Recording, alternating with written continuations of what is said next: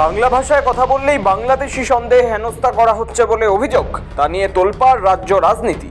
Delhi police আবার বাংলাকে বাংলাদেশি ভাষা বলে তকমা দিয়েছে। এই ইস্যুতে মুখ্যমন্ত্রী মমতা বন্দ্যোপাধ্যায়ের পাশে দাঁড়ালেন তামিলনাড়ুর মুখ্যমন্ত্রী এম.কে. স্ট্যালিন। এক্স হ্যান্ডেলে দিল্লি পুলিশকে তুলোধনা করেছেন তিনি বলেন, অমিত শাহের দিল্লি পুলিশ বাংলাকে বাংলাদেশি ভাষা বলে উল্লেখ করেছে।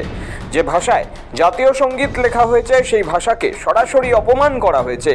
কিছু মন্তব্য শুধু ভুলই নয়, তারা তাদের কলুষিত মানসিকতার পরিচয় দিয়েছে, যা আমাদের ঐক্যের মধ্যে বৈচিত্র্যকে নষ্ট করে।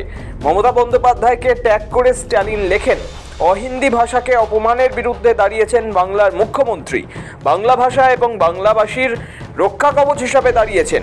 যোগ্য জবাব ছাড়া এই আঘাত মেনে নেবেন না তিনি। সম্প্রতি বিভিন্ন রাজ্যে বাঙালি হেনস্থা ও বাংলা ভাষার অপমানের প্রতিবাদে নতুন করে ভাষা আন্দোলন শুরু করেছেন তৃণমূল সুপ্রিমো। 27 জুলাই থেকে বাংলার ব্লকে ব্লকে এই মিছিল, ধর্ণা কর্মসূচি শুরু হয়েছে।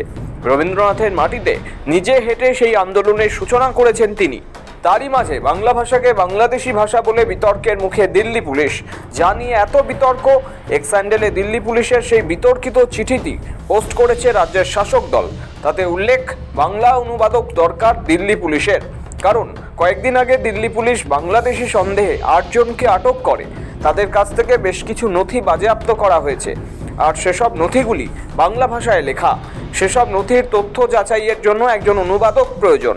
আর সেই চিঠিতেই বাংলা ভাষাকে বাংলাদেশি ভাষার তকমা দেওয়া হয়েছে। তার প্রতিবাদে গর্জে উঠেছে বাংলার শাসক দল তৃণমূল। নিজের এক্স হ্যান্ডেলে এমনই মত প্রকাশ করেছেন বাংলার মুখ্যমন্ত্রী। এই ঘটনাকে অপমানজনক, সংবিধান বিরোধী, দেশ বিরোধী বলে দিল্লি পুলিশকে বিঁধেছেন মমতা বন্দ্যোপাধ্যায়। এবার ভাষা সন্ত্রাস ইস্যুতে মমতার পাশে এম.কে. স্ট্যালিন। দিল্লি পুলিশকে তুলোধনা তামিলনাড়ুর মুখ্যমন্ত্রীর। ব্যুরো রিপোর্ট, সময়, কলকাতা।